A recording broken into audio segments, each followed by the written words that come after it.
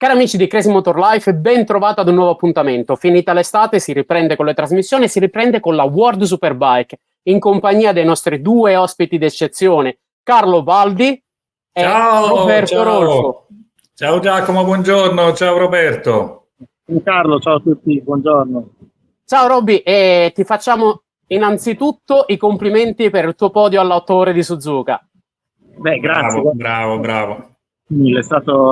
È stata una settimana bellissima, è stata un'esperienza unica che è da tempo che volevo fare, anche perché ho sempre corso nel mondiale endurance in questi ultimi anni, ma non ho mai partecipato alle 8 ore di Suzuka, essendo comunque una gara soprattutto per la categoria stock un po' a parte, quindi è stato proprio il mio esordio alla 8 ore giapponese. La pista la conoscevo già abbastanza, ma è dal 2003 che non andavo a Suzuka, perché il motomondiale poi ho sempre fatto Motegi come pista, quindi è stato un bel ritorno, devo dire, molto bello, un team professionale, ha lavorato benissimo, già i test a giugno, perché sono stato comunque 2 volte sia per i test a giugno che la gara a luglio, e bella squadra, organizzata molto bene, un team giapponese che corre con BMW, è stata una soluzione che è venuta fuori un po' per caso ed è stata quella giusta e vincente, se vogliamo, perché poi è arrivato il tempo. Bene, allora, anzi, se voi volete conoscere un pochino, scusami Carlo, se voi volete conoscere un pochino come è andata questa 8 ore di Suzuka con i nostri piloti italiani, scrivetelo qua sotto nei commenti, così magari convinciamo Rolfo a fare una bella trasmissione dove ci racconta tutta la 8 ore di Suzuka, tutto quello che ne concerne attorno a una manifestazione così importante a livello mondiale, specialmente per i giapponesi, anche se sul podio lui ci è salito con una BMW. BMW, Carlo, che nella World Superbike sembra andare abbastanza bene.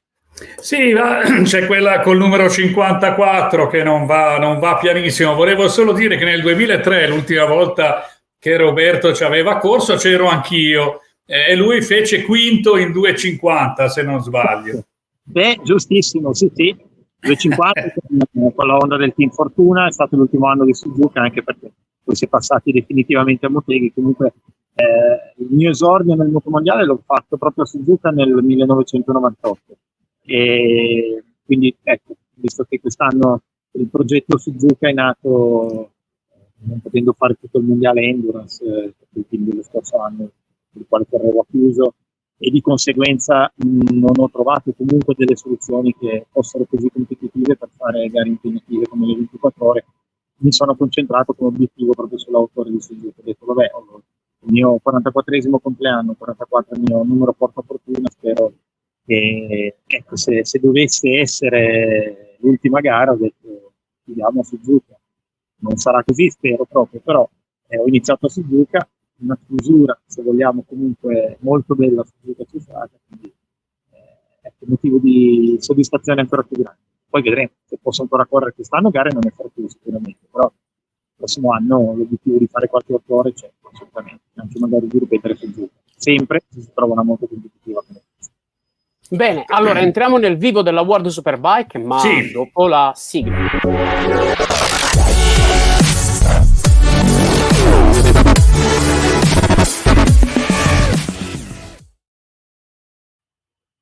Carlo, World Superbike, ormai siamo al Giro di Boa.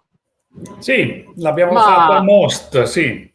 E il Giro di Boa che consacra un record, man.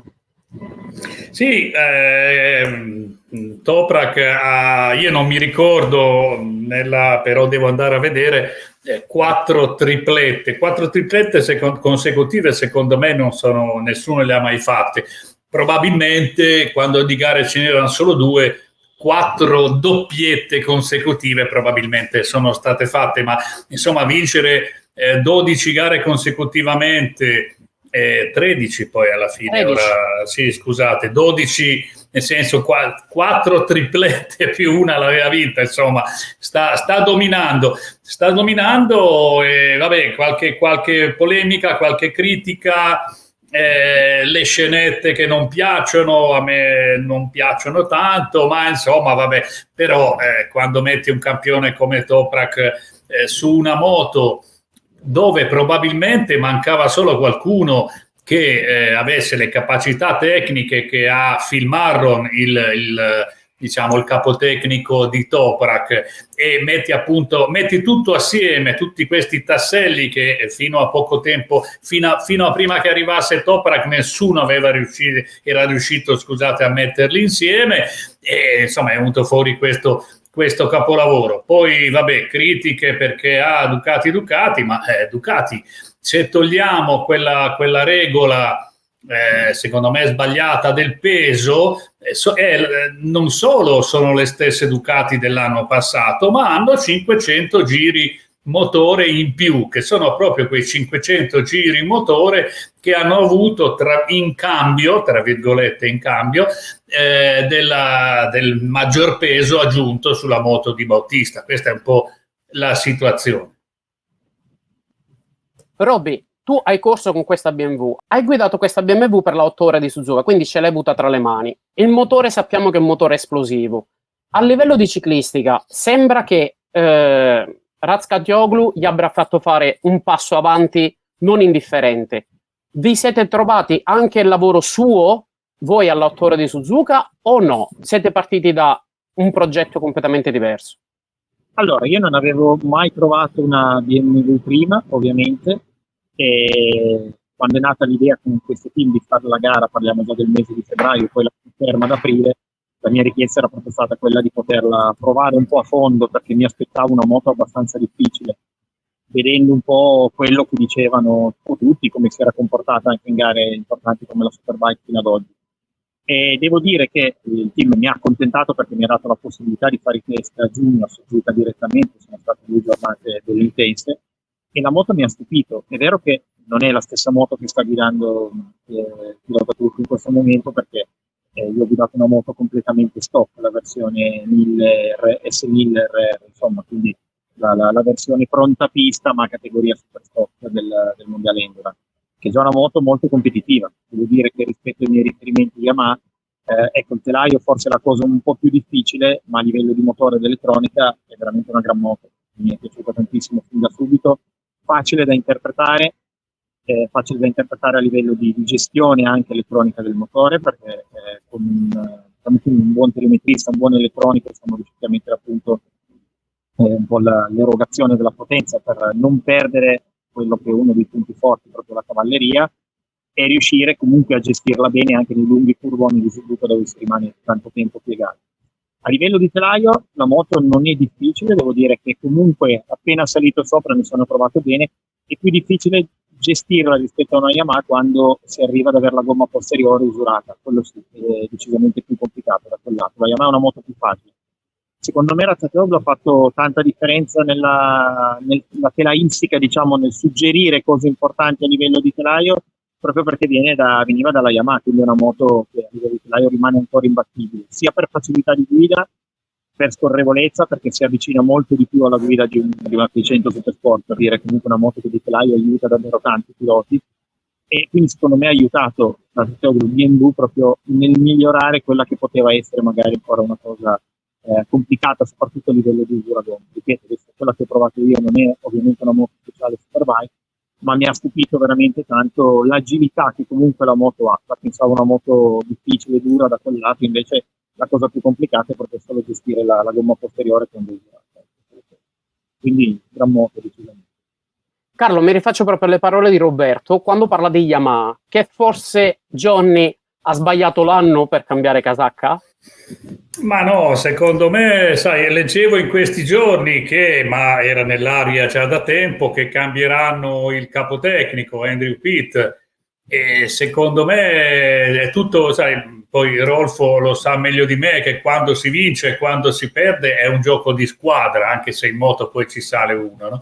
E per avere questa squadra serve la moto, l'azienda, diciamo la casa, i tecnici, il capotecnico e il pilota, no? Poi avete anche altre cose, ma insomma questo è un po' il su. E in Yamaha secondo me, però mi piacerebbe tanto sapere cosa ne pensa Roberto, secondo me mancavano un po' di queste cose. La moto non è quella, è sempre quella, non è evoluta, anche perché probabilmente il progetto è arrivato, penso che ormai ci sia poco da fare. anche perché parlando proprio delle famose concessioni, no, delle quali molti accusano BMW, che invece BMW, vabbè, le ha avute, le ha sfruttate. Pensate che Yamaha 5 o 6 volte ha avuto la possibilità di avere delle super concessioni e non le ha mai richieste.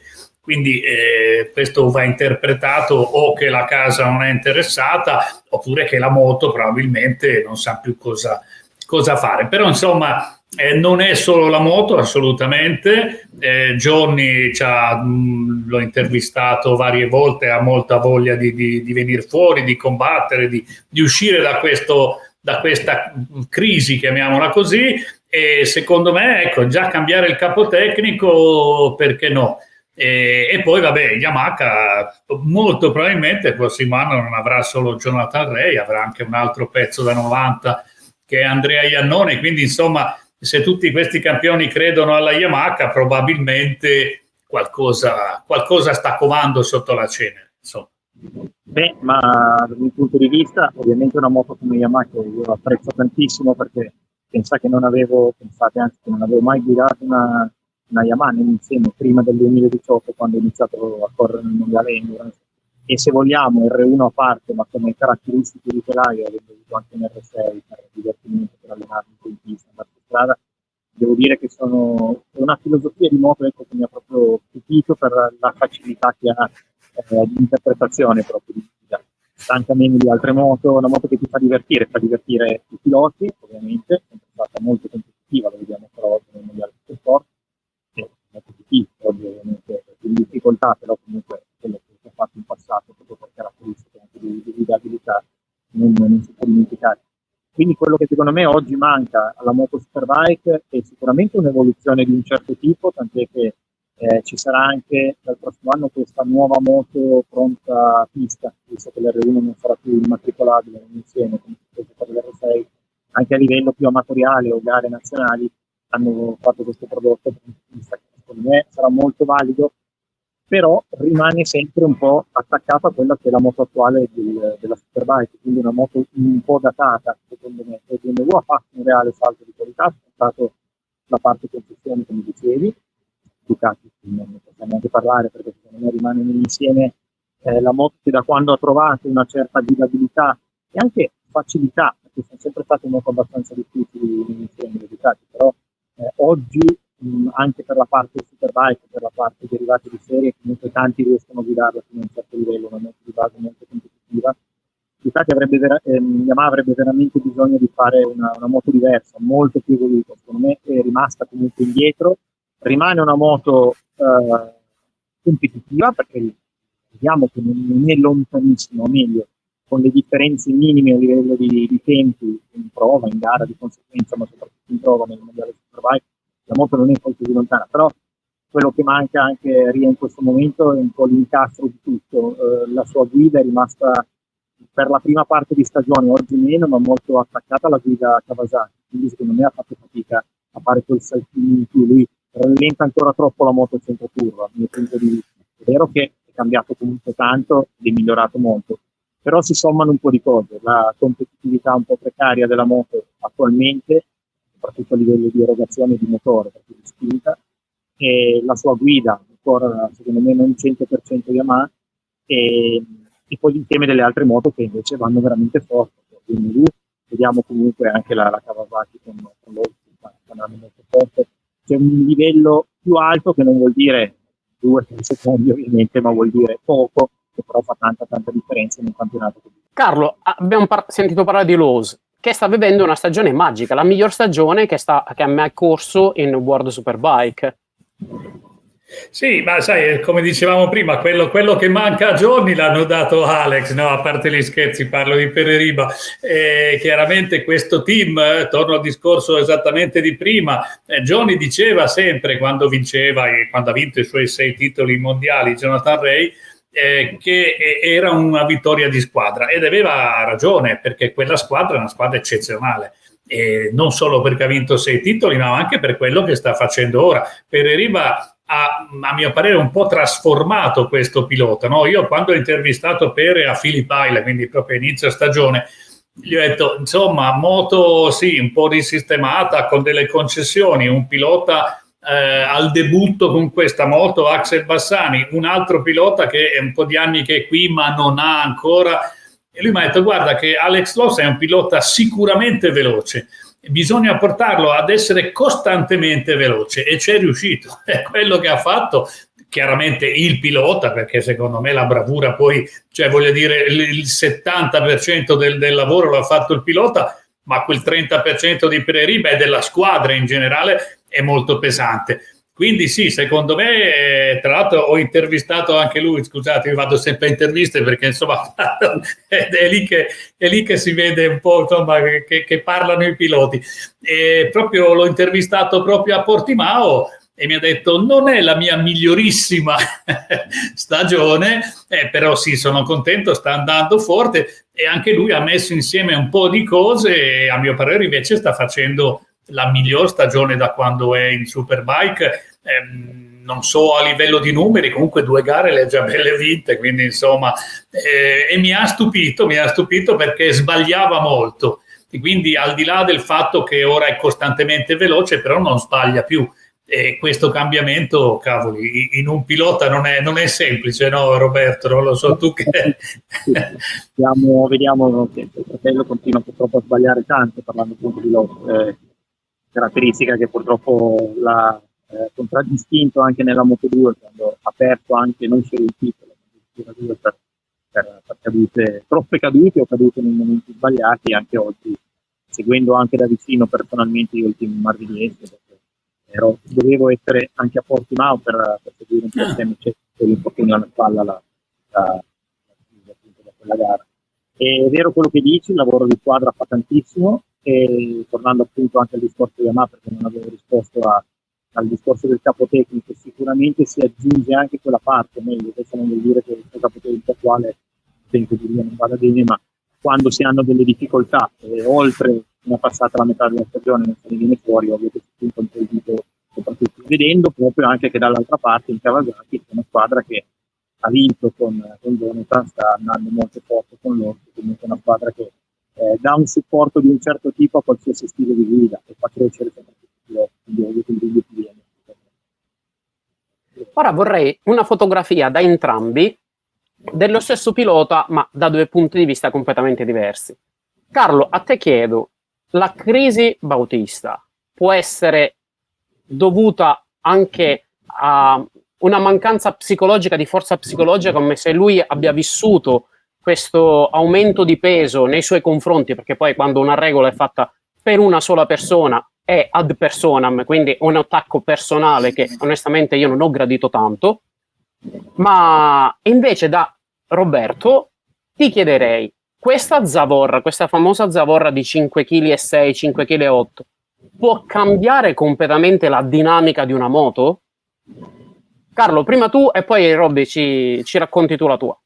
Ma la crisi, se vogliamo chiamarla, di Alvaro parte da novembre 2023 a Erez, quando nei test lui fa un brutto high-side e si infortuna. E questo infortunio, a parte poi che non gli ha permesso di divertirsi a Sepang quando ha fatto la wildcard in MotoGP, ma a parte quello ha rovinato tutta la sua preparazione invernale, e lui è uno che deve essere sempre, cioè lui si allena tutti i giorni, si alza la mattina alle 6, insomma è uno sportivo incredibile, non ha potuto fare questo tipo di lavoro. Io non posso dimenticare che siamo arrivati in Australia, la prima domanda che gli facevamo era come stai? Perché lui non stava bene in Australia, quindi è partito ad handicap. E dopodiché, e qui poi passo la palla a Roberto, chiaramente è arrivato al discorso dei pesi, ma diciamo che ha iniziato male e soprattutto si è trovato davanti un'asticella molto più alta, alzata non solo da Razatioglu, ma dal suo compagno di squadra e anche da ragazzini come Andrea Iannone e Danilo Petrucci. Cioè, voglio dire, lui si è ritrovato non pronto in un campionato che è partito a 1000 con dei protagonisti veramente di altissimo livello. Ha fatto fatica, secondo me ci è arrivato, ora sta sbagliando, cade, ma commette degli errori, ma secondo me ora io sono convinto che da qui in poi qualche volta vedremo dei bei duelli tra lui e Toprak, che l'abbiamo già visto a Portimao, poi purtroppo è scivolato. Sono d'accordo assolutamente, cioè il campionato in questo momento, di quest'anno soprattutto, non è Bautista, Rackete-Oglu, cioè il campionato è molto più vario, ci sono, il livello si è alzato, o meglio, ci sono più piloti perlomeno che possono arrivare ad un certo livello di competitività, quindi parlando anche secondo me della costanza che dicevamo poco fa di loro, sono Kawasaki, quindi ci sono tante situazioni che non hanno permesso l'infortunio dell'ultimo scorso, anche per Bautista, che non gli hanno permesso secondo me di fare quella differenza che è riuscito a fare negli anni scorsi, comunque di sentirsi sempre così competitivo. E quando cominci magari con qualche difficoltà fisica, oltretutto sei abituato a prepararti in un certo modo e mentalmente, ancora più che fisicamente, ti manca magari l'abitudine, la consapevolezza di presentarti in un certo modo, si sommano tante cose, in più il peso aggiunto sulla moto, che però non credo possa andare a cambiare così tanto, perché bisogna anche vedere quanto lavoro c'è stato dietro nell'adattare poi la moto speciale, quindi sicuramente ci si arriva a girare intorno a quei 5 kg di differenza, che non è secondo me quello che ha fatto tutta questa differenza. Come diceva Carla adesso, sicuramente ci sta arrivando e sta migliorando da un certo punto di vista, guardando i cronologi, soprattutto dei tempi nelle varie occasioni, la sua stagione. I più competitivi insieme, sono più piloti che secondo me sono arrivati ad un certo livello e che sono davvero in forma quest'anno. Quando comincia una stagione, diciamo di novembre del scorso anno, ma a singhiozzo, perché non ti puoi soprattutto mentalmente preparare in un certo modo, ci vuole poi del tempo con le gare ad arrivare, soprattutto perché di gare ce ne sono, ma non è così lungo il campionato. Ormai sarebbe meglio a volte avere magari più gare in un mese, magari un paio di gare al mese, ti farebbe ritrovare prima il ritmo, perché è sempre la gara che poi ti cambia, che ti riporta a un certo livello. Quindi secondo me principalmente manca un po' quello che ha detto Carlo. Carlo, praticamente io sto guardando un pochettino sul sito della World Superbike, per essere preciso, da gara 2 in Olanda, Rackete-Oglu occupa sempre il primo gradino del podio. Diciamo che vabbè, da una parte stupisce perché le vittorie così clamorose in un campionato che, come ha detto Roberto, è veramente, cioè, ecco, la fotografia del campionato, apro una piccola parentesi, io la fotografia l'ho avuta al termine delle prove libere di Portimao, no? Perché parlavo con Sandro Carusi di Moto X Racing del suo pilota Bradley Ray, che era 19esimo, no? Per cui, cioè, pronti via, 19esimo, Madonna, a 1 secondo e 1 decimo dalla pole. E quella è la differenza, sono tutti raccolti, veramente tanti. Capite? E Sandro mi disse, sì, io quando anche lui dice 19esimo non sono contento, ma che gli dico al mio pilota? No, se hai 1 secondo dalla pole e gli dico, insomma, cioè, Porello, voglio dire, il livello è talmente alto che, vabbè, è così. Però ecco, tornando a Toprak, quindi non è normale che un pilota vinca tutte queste gare, però se guardiamo un attimo la storia di questo ragazzo, e poi vabbè, la moto ne abbiamo già parlato, ed è sicuramente molto competitiva, secondo me, a livello di Ducati. Ma a parte questo, lui, vabbè, non mi stupisce, diciamo, più di tanto. Perché? Perché nel 2015 arriva a Magny-Cours, è un ragazzino, non ha mai visto la pista, non ha mai visto la moto, sale in moto, fa la pole position e vince la gara. Fa secondo in Super Pole e poi vince la gara. Poi va in Kawasaki privata di Puccetti e vince due gare, mette dietro a Donington, Jonathan Reis, fa delle cose incredibili. Poi passa in Yamaha. La Yamaha fino allora in 5 anni aveva vinto 3 gare con 2 piloti, Alex Lowe di cui parlavamo prima e Van de Mark.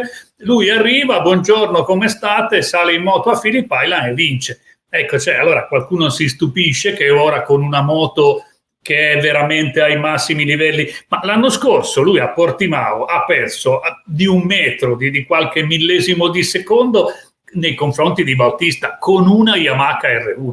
Cioè, ripeto, non mi stupisce tantissimo che ora stia dominando. Ma per me la naturalezza con cui lui guida un po' tutte le moto fa la differenza, perché quello che ogni tanto limita, soprattutto quando le differenze tra un pilota e l'altro sono così minime, è il fatto di sentirsi, ovviamente, di voler migliorare la prestazione, sia il cronometro in prova che la prestazione magari in gara, e ogni pilota tende magari a crearsi comunque delle tensioni anche involontarie nella guida che lo limitano, nel senso che ti stancano di più, che ti rendono più rigido, magari ti fanno arrivare al tuo 95%, ma può mancare sempre un qualcosa, proprio perché vuoi ottenere magari più troppo. Quello che mi stupisce di Toprak è proprio il fatto che lui con la moto giochi, può stare quello che è in grado di fare con la moto, con qualsiasi mezzo nell'insieme, ma anche in pista la naturalezza del non andare come si dice, a strapazzare troppo la moto, nel non andare a violentarla, perché è cosa importante della guida della moto, lo vedo anche nei corsi che faccio con gli amatori, eccetera, lo vedo sempre di più. Una volta è convinto che per fare il tempo, per andare forte, si debba tirare, si debba affrontare magari in maniera molto aggressiva il tutto. In realtà no, è l'opposto, ci vuole decisione, determinazione, guidare la moto nel modo giusto, non farsi trasportare dalla moto, quindi essere anche puliti, se vogliamo, nella guida, spettacolari ma puliti, però farla scorrere, lasciare libere un po' le braccia, lasciare libero tutto quello che è l'istinto della guida, e dove secondo me Toprak fa la differenza, perché non è mai teso nella guida, anche nei cambi a livello di condizione atmosferica, a livello di grip dell'asfalto lo preoccupano meno, perché che nell'insieme in grado, secondo me, di se c'è bisogno di raddrizzare la moto prima, di interpretare un po' sul momento la situazione, molto elastico, molto istintivo.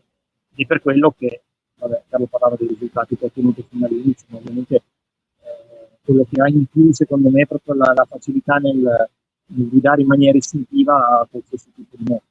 Ovviamente capendo anche di cosa c'è bisogno per farla migliorare. Quindi questo è un po' il suo punto forte. È molto più libero nella guida, meno peso e la prendere di. Carlo, parliamo del futuro di World Superbike. C'è una pista che tra Francia, Italia, Spagna, Portogallo che possa impensierire nella vittoria Toprak? Sorrido perché ora si va a Manicourt. Cioè, a Manicourt non mi ricordo, del 2019, chiamai Toprak prima per una preview, insomma, tipo al mercoledì, al martedì, non mi ricordo, e lui mi disse, lui correva con con Puccetti, con la Kawasaki privata. Lui mi disse, Manicourt io vinco. Io disse, sì, vabbè, insomma, ok, va bene. E vinse, mi sembra che addirittura ne vinse 2. Quindi Manicourt togliamola, scartiamola, non è una pista dove lui si trova male. Non lo so, perché non ci sono piste a lui sfavorevoli. Diciamo che sono curioso, ma sono curioso per tutti, di vederlo a Cremona. Non so se Roberto ha mai girato a Cremona con una BMW, sarebbe molto, insomma, perché lì veramente sono curioso. Con la BMW non ho mai girato a Cremona, ma ci giro abitualmente per i corsi di guida principalmente. Diciamo che è una giornata proprio dedicata a me, quindi a cercare prestazione e tutto non l'ho mai fatto. I corsi di guida li faccio principalmente con la mia R1 di serie, con le slick e basta. Però devo dire che già si gira forte quello di serie, quello che cerco anche sempre di spiegare un po' gli amatori che preparano per sin troppo le moto. La moto di serie si gira in 36, senza problemi. Se pensiamo ai 29 che fanno nel mondiale come tempo, già un'ottima condizione. Secondo me i tempi scenderanno ancora tanto. Proporzioniamo la cosa, oggi non si parla di secondi, ma si parla magari di decimi, però anche il mezzo secondo potrebbe fare una prestazione super forte, perché è una pista che tanti non conoscevano, hanno fatto i test e tutto. È una pista dove secondo me proprio a livello di gara, competitività, quindi di sentirsi un po' nella sfida di ottenere un buon tempo in prova oppure in testa in gara, a livello cronometrico si può fare ancora notevole differenza, anche perché la prima parte non è così difficile, mi ricorda un po' una situazione tipo Misano, se vogliamo, cioè una pista comunque abbastanza piatta, più piccola ovviamente, meno veloce, però abbastanza piatta, dove man mano che si cresce, man mano che si riesce ad andare più forte con gomme nuove si può fare differenza. Una pista secondo me adatta alla BMW, quello perché comunque ci sono accelerazioni molto importanti, il rettilineo lungo, quindi anch'io non vedo piste favorevoli né a Toprak né alla BMW di qua a fine stagione. Scusatemi se faccio una piccola polemica, ma Cremona è un circuito nuovo che ha investito tantissimo per partecipare al mondiale World Superbike e la Dorna gli va a mettere un altro appuntamento mondiale con la MotoGP a Misano. Cioè, a noi italiani piacciono le corse, piace andare in circuito, piace andarla a vedere, ma 2 appuntamenti mondiali, quando ce n'è uno al debutto, diciamo che non l'ho vista molto bene e di buon occhio a livello organizzativo. Chiusa parentesi, non so Carlo tu che cosa ne pensi, però... Ma non so, hai detto MotoGP, non la conosco, quando corrono? Chi sono questi? Cioè corrono assieme a Cremona? No, ma non a Cremona, dove... Non corrono a Misano lo stesso weekend. Ah vabbè, ma noi siamo superiori a queste cose, non è... No, ma sai, allora, rubo solo un minuto. Diciamo che dal punto di vista mediatico è una catastrofe, no? Perché io immagino solo su moto.it, per dire dove lavoro io, quanto spazio mi daranno, ma non perché ce l'hanno con me, perché logicamente, a parte su un sito, sai, come metti la notizia, ne butti fuori un'altra, per cui vabbè. Ma avere tutte e due assieme, tutte e due in Italia, sono rovinato. Dal punto di vista invece del pubblico a Cremona, secondo me cambierà poco. 1, perché purtroppo ne entrano pochi e quelli entrano. E 2, perché comunque è così tanto atteso il ritorno della Superbike nel nord Italia, nel profondo nord, che comunque 20-22 mila persone non sarà un problema. Peccato, ripeto, che passerà mediaticamente un po' in secondo piano, però non lo so, faremo il massimo, faranno il massimo per far parlare di sé i piloti. In effetti sì, è un po' un contrasto che non ci voleva, anche perché era in programma che io facessi un salto a Cremona, anche perché ero impegnato in un commento per la RSI, per la gara della MotoGP in India, ma da Lugano ovviamente, essendo saltata l'India, sono nuovamente richiesto quel commento a Misano, quindi non potrò passare da Cremona, però piace questo contrasto, sono d'accordo con Carlo, però che alla fine il pubblico Superbike, che secondo me da tempo attende un ritorno di una gara al nord, perché Monza è veramente una bellissima gara, era un po' il Gran Premio d'Italia vero secondo me, si è corso diversi anni, tantissima gente, era bellissimo vedere soprattutto in gara 2 ancora più gente che addirittura si arrampicava in tutti i posti possibili, alberi, curva sopraelevata per poter vedere la gara, quindi un gran premio di quel tipo come era Monza manca, né Imola né Misano né nessuna altra pista per la Superbike potranno mai essere allo stesso livello. Cremona è un bello spettacolo, intanto perché la gente può vedere un po' come Valencia, no? Quasi tutta la pista, diciamo, anche dalle tribune, quindi per chi può vedere secondo me sarà veramente un bel punto d'attrazione. Non cambierà questo discorso di Misano MotoGP in concomitanza l'afflusso secondo me su Cremona, anche perché è più limitato, quindi alla fine quelli che vorranno venire a vedere la Superbike e questo ritorno in zona nord Italia l'hanno comunque, quello purtroppo magari ci sarà da dividere un po' lo spazio notizie di siamo superiori. Prima di passare a qualche notizia di mercato, dove Carlo ti lascerò la parola, fatemi fare complimenti a Nicolò Bulega. Qualcuno si scorda che è un debuttante della categoria e in realtà sta facendo l'antagonista del miglior Toprak che abbiamo mai visto. Carlo, cosa ne pensi? Ma guarda, mi è venuto in mente Bulega quando prima Roberto parlava di far scorrere la moto. Quando diceva Toprak la moto la fa scorrere, non la violenta mai, cioè poi sai, è tipico dei campioni, dei grandi campioni, far sembrare facilissime delle cose che in realtà io non riuscirei neanche mai a immaginare di fare, non a fare, a immaginare di fare.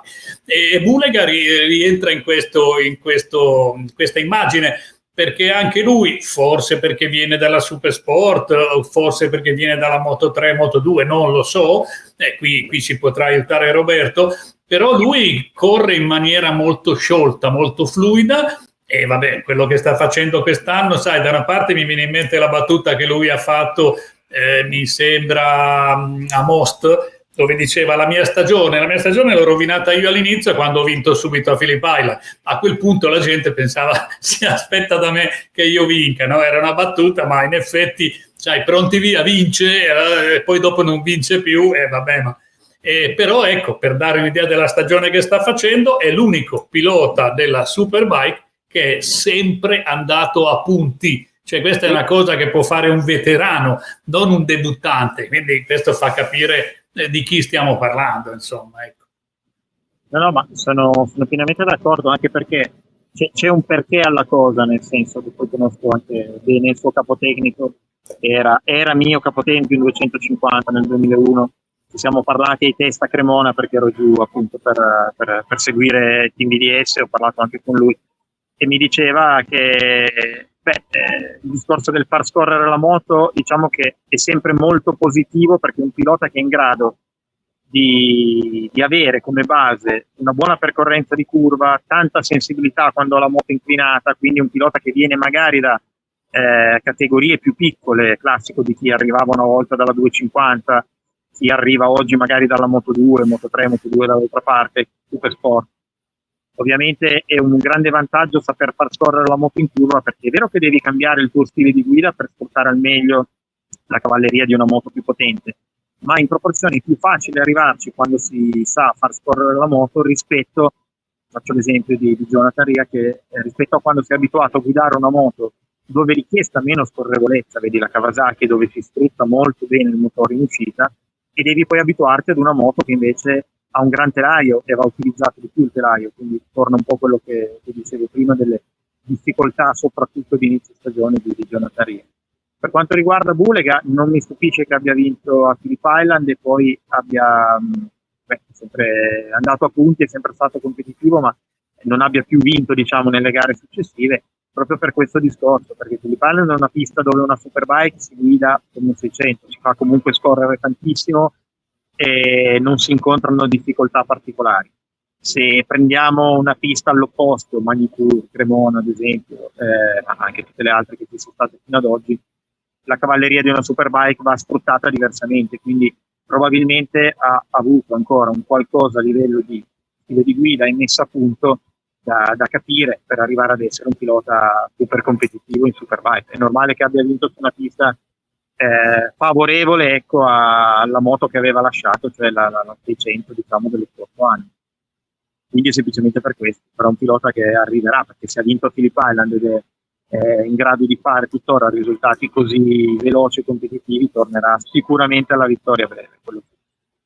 Vi rubo gli ultimi 2 minuti. Carlo, selle libere ancora ce ne sono in World Superbike, perché Petrucci ha firmato con il Barney Racing Team, Iannone ancora non si sa se rimane in Go 11 o passa in Yamaha, anche se molto probabilmente ormai è sicuro che passa in Yamaha, quindi passa su una moto ufficiale, che era il suo obiettivo era quello proprio di entrare a far parte di un team ufficiale, di un team factory. Di altro cosa è rimasto? Vabbè, diciamo che innanzitutto parliamo di 23-24 moto, quindi non sono tantissime. Di grosse novità sono quelle che hai detto te. Vabbè, Montella che sale sulla seconda moto di Barney, questo è molto importante. Bautista molto vicino, se non addirittura già ha firmato un rinnovo. Sono curioso però di sapere se per un anno come voleva Ducati o per 2 anni come invece voleva lo spagnolo. E per quanto riguarda Iannone, a mio parere chiaro, non ero lì quando parlava con la Yamaha, però tutto torna, nel senso che è un matrimonio che si deve fare, perché lui voleva una moto ufficiale, lui deve comunque entrare in un'orbita di ufficialità, no? Roberto sa benissimo cosa vuol dire correre in un team privato che non ha sbocchi, tra virgolette, e correre in un team ufficiale dove comunque sei parte di una casa motociclistica. Quindi io quando si parlava a Portimao con i miei colleghi che dicevano ma non so se veramente andrà alla Yamaha, se il prossimo anno, speriamo di no, si infortuna qualcuno in MotoGP e probabilmente non ci andrà più Remy Gardner, no? Ci sta che ci vada Andrea Iannone, per dirne una. Quindi secondo me tutto combacia per far andare Andrea al posto di Egerter, rimane Gardner e sulla moto Go11 ci sale Huertas, che Huertas a Aruba farà 2 moto e basta, perché sento da tante parti la terza moto, no. A Aruba ci saranno 2 moto con la scritta Aruba, punto.